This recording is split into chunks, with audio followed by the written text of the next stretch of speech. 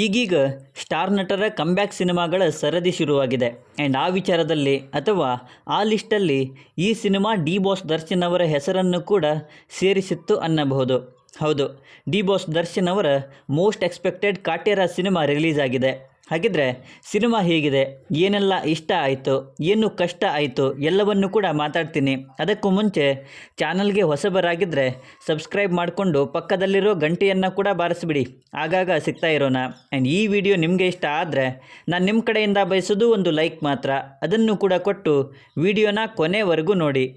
ಕಾಟೇರ ಇದು ತರುಣ್ ಸುಧೀರ್ ಅವರ ನಿರ್ದೇಶನದಲ್ಲಿ ದರ್ಶನ್, ರಾಧನಾ ರಾಮ್, ಜಗಪತಿ ಬಾಬು, ಶ್ರುತಿ ಮೇಡಮ್ ಅವರ ಮುಖ್ಯ ಪಾತ್ರದಲ್ಲಿ ಥಿಯೇಟ್ರ್ಗಳಿಗೆ ಹೊಸದಾಗಿ ಬಂದಿರೋ ಸಿನಿಮಾ.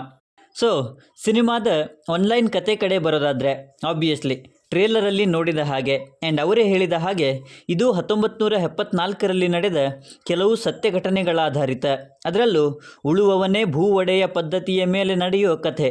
ಇದರ ಜೊತೆಗೆ ಜಾತಿ ಪದ್ಧತಿ, ಮೇಲು ಕೀಳು ಕಾನ್ಸೆಪ್ಟ್ಗಳನ್ನು ಕೂಡ ಇಲ್ಲಿ ಅಳವಡಿಸಿಕೊಂಡಿದ್ದಾರೆ. ಆ್ಯಂಡ್ ಅವುಗಳ ವಿರುದ್ಧ ನಮ್ಮ ಕಾಟೇರ ಹೇಗೆಲ್ಲ ಹೋರಾಡ್ತಾನೆ ಅನ್ನೋದೇ ಸಿನಿಮಾದ ಕಥೆ.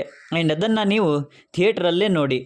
ಇಲ್ಲಿನ ಪಾಸಿಟಿವ್ ವಿಚಾರಗಳಿಗೆ ಬರೋದಾದರೆ ಮೊದಲಿಗೆ ಡಿ ಬಾಸ್ ದರ್ಶನ್, ಲಿಟ್ರಲಿ ಗುರು, ಆಫ್ಟರ್ ಲಾಂಗ್ ಟೈಮ್ ನಾವು ದರ್ಶನ್ ಅವರನ್ನು ಈ ತರಹದ ಹಳ್ಳಿಯ ಪಾತ್ರದಲ್ಲಿ ನೋಡ್ತೀವಿ ಅಂದಾಗಲೇ ನಾನು ಎಕ್ಸೈಟ್ ಆಗಿದ್ದೆ. ಆ್ಯಂಡ್ ಥಿಯೇಟರಲ್ಲಿ ಆ ಪಾತ್ರ ಅಂತೂ ನೆಕ್ಸ್ಟ್ ಲೆವೆಲ್ ಗುರು. ಕಾಟೇರ ಪಾತ್ರನ ಡಿ ಬಾಸ್ ದರ್ಶನ್ ಅವರು ಅಷ್ಟೇ ಸಖತ್ತಾಗಿ ನಿಭಾಯಿಸಿದ್ದಾರೆ. ಅದರಲ್ಲೂ ಆ್ಯಕ್ಷನ್ ಸೀಕ್ವೆನ್ಸಸ್ಸಲ್ಲಿ ಗೂಸ್ ಬಂಪ್ಸ್ ಜೊತೆಗೆ ಆಡಿಯನ್ಸ್ಗಳು ಎದ್ದು ಕುಣಿತಾರೆ ಅನ್ನಬಹುದು. ಸ್ಟೋರಿ ಆ್ಯಂಡ್ ಇಲ್ಲಿನ ಎಮೋಷನ್ಸ್. ಮೊದಲಿಗೆ ಸ್ಟೋರಿ.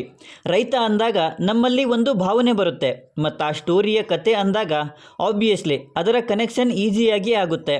ಮತ್ತದು ಈ ಕಥೆಯಲ್ಲಿ, ಅದರಲ್ಲೂ ಆ ಪದ್ಧತಿ ಬಂದ ನಂತರ ಕೆಳವರ್ಗದ ರೈತರ ಮೇಲಾದ ಶೋಷಣೆಗಳು, ಅದರಲ್ಲೂ ಜಾತಿ ಪದ್ಧತಿಯ ಕ್ರೂರತೆಯನ್ನು ಯಥಾವತ್ತಾಗಿ ಕಟ್ಟಿಕೊಟ್ಟಿದ್ದಾರೆ ತರುಣ್ ಸುಧೀರ್ ಅವರು. ಮತ್ತು ಆ ಕಾಲದ ಪರಿಸ್ಥಿತಿಗೆ ನಾವೆಲ್ಲ ಕನೆಕ್ಟ್ ಆಗೋ ಹಾಗಿದೆ. ಇನ್ನು ಇಲ್ಲಿನ ಎಮೋಷನ್ಸ್, ಲಿಟ್ರಲಿ ಗುರು, ಅದು ಆ ಸಿಚುವೇಶನ್ನಿಂದನೋ ಅಥವಾ ಅವರ ಪರ್ಫಾರ್ಮೆನ್ಸಿಂದನೋ ನಮ್ಮನ್ನು ಕೆಲವು ಸೀಕ್ವೆನ್ಸ್ಗಳು ಅಲ್ಲಿದ್ದ ಎಮೋಷನ್ಸ್ಗಳ ಜೊತೆಗೆ ಹೋಗೋ ಹಾಗೆ ಮಾಡ್ತವೆ.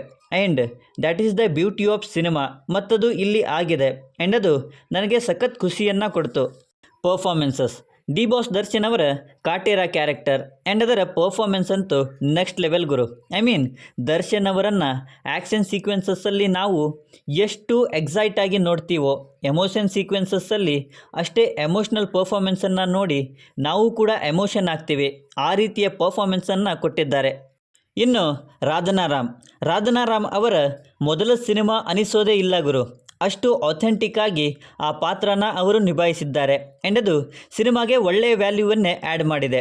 ಇನ್ನು ಇಲ್ಲಿ ಈ ಕ್ಯಾರೆಕ್ಟರ್ಗಳು ರುಟೀನ್ ಕ್ಯಾರೆಕ್ಟರ್ಸ್ ಅನಿಸಿದ್ರು ಕೂಡ ಅವುಗಳು ತಮ್ಮ ಪರ್ಫಾರ್ಮೆನ್ಸಿಂದ ನನ್ನನ್ನು ಸಖತ್ತಾಗಿ ಇಂಪ್ರೆಸ್ ಮಾಡಿದ್ವು.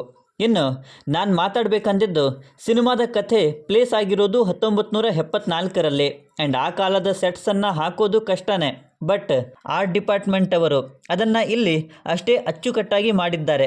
ಮತ್ತದು ಸಿನಿಮಾಗೆ ಒಳ್ಳೆಯ ವ್ಯಾಲ್ಯೂವನ್ನೇ ಆ್ಯಡ್ ಮಾಡುತ್ತೆ. ಆ್ಯಂಡ್ ಅದಕ್ಕೆ ಆರ್ಟ್ ಡಿಪಾರ್ಟ್ಮೆಂಟ್ ಅವರಿಗೆ ಒಂದು ಅಪ್ರಿಷಿಯೇಷನ್ ಬರಲೇಬೇಕು. Background score. ಹರಿಕೃಷ್ಣ ಅವರು ಅಂತ ಬಂದಾಗ ಆಬ್ವಿಯಸ್ಲಿ ಮ್ಯೂಸಿಕ್ ಚೆನ್ನಾಗೇ ಇರುತ್ತೆ. ಆ್ಯಂಡ್ ಇಲ್ಲಿ ಆ್ಯಕ್ಷನ್ ಸೀಕ್ವೆನ್ಸಸ್ಸಿಗೆ ಆ ಮ್ಯೂಸಿಕ್ಗೆ ಒಂದು ಒಳ್ಳೆಯ ವ್ಯಾಲ್ಯೂವನ್ನು ಆ್ಯಡ್ ಮಾಡಿದೆ. ಬಟ್ ಈಗಿನ ಟ್ರೆಂಡ್ಗೆ ಸ್ವಲ್ಪ ಅವರು ತಮ್ಮನ್ನು ಬದಲಾವಣೆ ಮಾಡಿಕೊಳ್ಬೇಕು ಅನ್ನೋದೊಂದೇ ಕೋರಿಕೆ.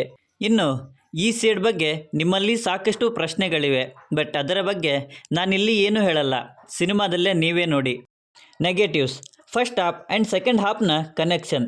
ಹೌದು, ಫಸ್ಟ್ ಹಾಫಲ್ಲಿ ಕತೆ 1974ರ ಪದ್ಧತಿ ಮೇಲೆ ನಡೀತಾ ಇರುತ್ತೆ.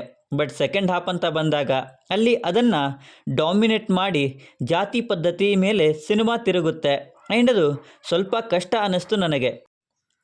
ಇನ್ನು ಜಗಪತಿ ಬಾಬು ಅವರ ಕ್ಯಾರೆಕ್ಟರ್ ತುಂಬಾ ಬೇಜಾರಾಯಿತು ಗುರು. ನಮ್ಮ ಹೀರೋ ತುಂಬ ಸ್ಟ್ರಾಂಗ್ ಆ್ಯಂಡ್ ಜಗಪತಿ ಬಾಬು ಅವರ ಕ್ಯಾರೆಕ್ಟರ್ ತುಂಬಾ ವೀಕಾಗಿ ಕಾಣಿಸುತ್ತೆ. ಅದು ಸ್ವಲ್ಪ ಸಿನಿಮಾಗೆ ನೆಗೆಟಿವ್ ಆಗುತ್ತೆ ಅನ್ನಬಹುದು.